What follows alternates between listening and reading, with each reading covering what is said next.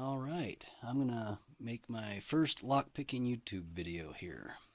Tonight I'm gonna be working on a Master Lock 140, little brass guy.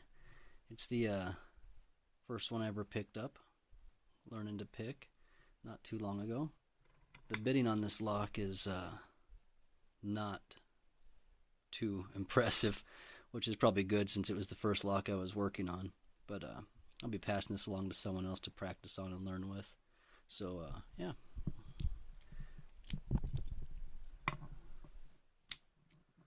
Lock works. Oops.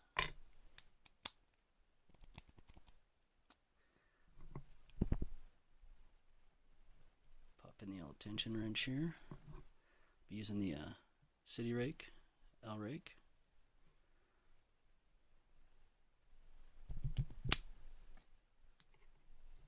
And there we go.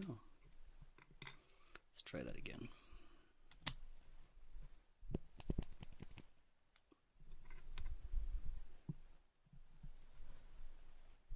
Let's kind of work it down in there.